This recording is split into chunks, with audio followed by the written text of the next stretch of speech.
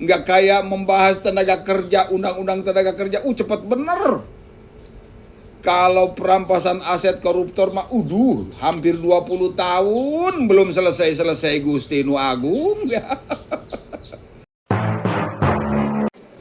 Sebelum lebih jauh, saya ingin tanya terlebih dahulu kepada Anda yang menyimak video ini.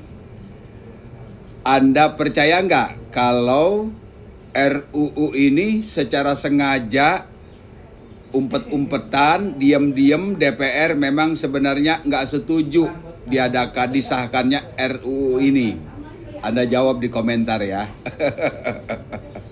Berikut ini saya telah menelusur yang menurut saya ini validnya cukup valid informasi ini.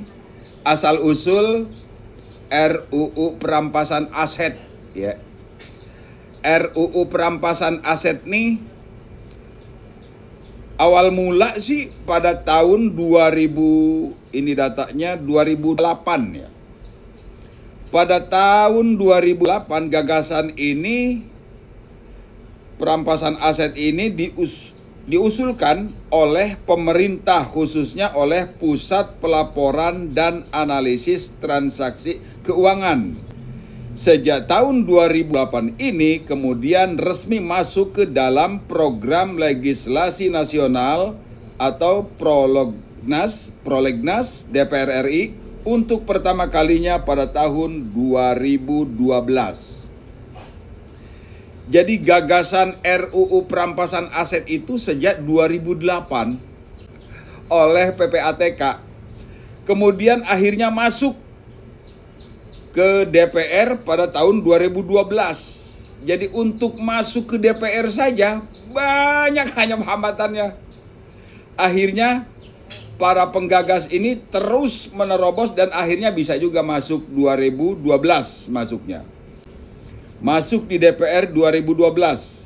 Nah, tahun 2012 masuk, namun selama bertahun-tahun kagak dibahas-bahas tuh oleh DPR.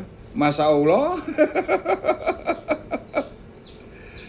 Dari tahun 2008 kemudian tahun 2012 masuk ke DPR, kagak dibahas-bahas. Sementara di kalangan rakyat bawah, kalangan-kalangan yang memang enggak banget dengan koruptor, terus baik mendesak ini itu, dan akhirnya Pak Jokowi pun didesak waktu itu, yang pada akhirnya Pak Jokowi merancang bersama jajarannya ya.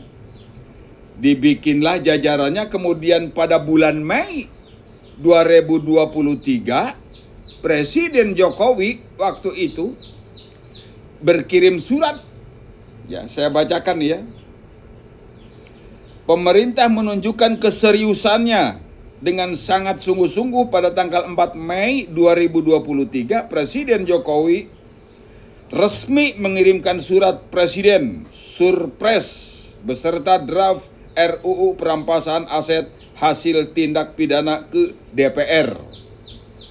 Diusulkan oleh Jokowi tahun 2023. Lagi-lagi walaupun presiden yang mengusulkan ke DPR, di DPR-nya pelecas-pelecus dengan dalih, berbagai macam dalih, hati-hatilah dan sebagainya, dan takut melanggar HAM dan sebagainya. Seperti itulah DPR yang memang hati-hati. Namun di balik hati-hati itu, rakyat semacam saya, orang-orang kita orang akhirnya lama bener nih bahas RUU nih. Dari 2008 sampai 2023 diusulkan oleh Presiden Jokowi pun masih belum juga apa-apa. Kemudian sampailah pemilihan presiden dan jadilah Presiden Prabowo, dan Presiden Prabowo mendesak lebih sungguh-sungguh lagi nih tentang perampasan aset nih, tentang RUU perampasan aset koruptor nih. Didesak oleh Prabowo yang di belakangnya tentu diketahui didukung oleh banyak banget rakyat, Berikut partainya. Partai juga ada yang lumayan tinggi mendukungnya. Yang paling tinggi partai mendukungnya itu yang saya tahu ya ada dua. Partai Gerindra dan Partai Nasdem. Yang lainnya tetap aja kehati-hatian. Takut melanggar HAM lah, takut bumerang lah, dan sebagainya, dan sebagainya, dan sebagainya. Masa Allah. Ini RUU perampasan aset ini masih alot. Kemudian digemborkan lagi oleh netizen yang katanya ditolak oleh DPR. Akhirnya DPR pun angkat bicara yang katanya enggak nolak, cuma kehati-hatian saja. Dan sampailah sekarang tahun 2026. Jadi kalau dihitung dari 2008 ya, dari tahun 2008 itu yang namanya usulan RUU perampasan aset koruptor dari 2008, sekarang tahun 2026 masih belum disahkan. Alasannya lagi-lagi takut melanggar HAM, takut bumerang, dan sebagainya, dan sebagainya. Masya Allah, udah hampir 20 tahun tuh RUU masih juga dipelajari lagi, dipelajari lagi, dipelajari lagi. Aduh Gusti, ini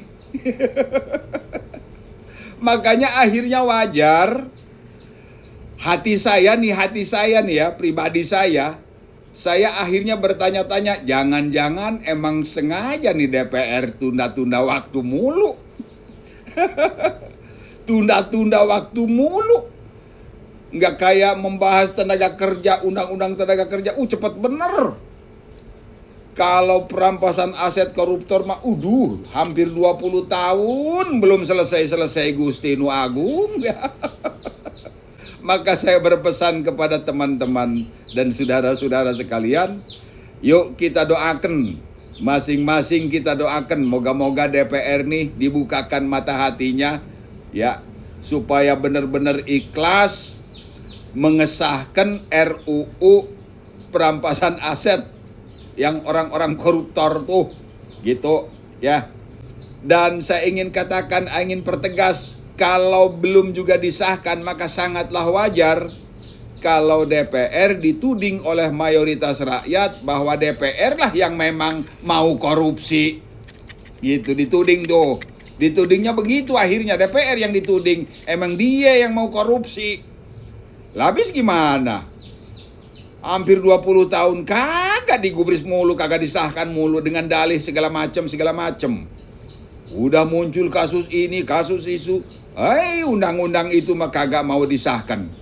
Segitu didesak oleh Jokowi, dilanjutkan lagi supaya dipersingkat oleh Prabowo, masih pelintir-pelintir kena baik. Aduh Gusti, Masya Allah. Itu saja, terima kasih.